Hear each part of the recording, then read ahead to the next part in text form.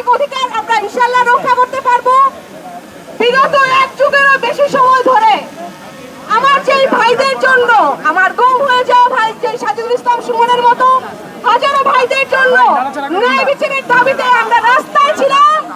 আপনারা দেখেছেন সামনের দিনগুলোতে আমার এই হাজারো ভাইদের জন্য, হাজারো পরিবারের জন্য আমরা আপনাদের প্রহরী হয়ে থাকবো ইনশাআল্লাহ।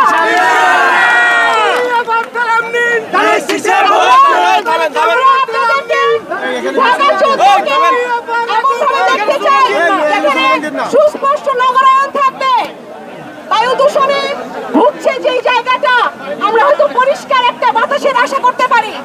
আমরা এমন একটা উন্নত ব্যবস্থা করতে পারি, দুর্নীতি মুক্ত, দখল মুক্ত, চাঁদাবাজ মুক্ত, যেই জায়গাতে আমাদের সন্তানরা, আমাদের ভবিষ্যৎ প্রজন্ম নির্দ্বিধায় বেড়ে উঠবে।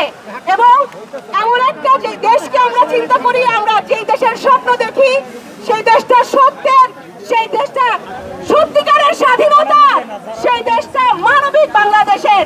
আমাদের সবার আগে বাংলাদেশ, বাংলাদেশ জিন্দাবাদ, বাংলাদেশ জাতীয়তাবাদী দল জিন্দাবাদ, শহীদ প্রেসিডেন্ট জিয়াউর রহমান অমর হোক, দেশমাতা বেগম খালেদা জিয়া জিন্দাবাদ,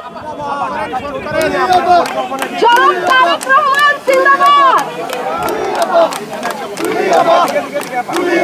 ঢাকা 14 নিয়ে সমস্যার সংকট উত্তরণের জন্য আমরা ঢাকা 14 যে অধিবাসী আছে তাদের কাছ থেকে আমরা শুনছি, তাদের আকাঙ্ক্ষার কথা শুনছি এবং তাদের আকাঙ্ক্ষাগুলোই প্রতিফলিত হবে আমাদের ম্যানিফেস্টো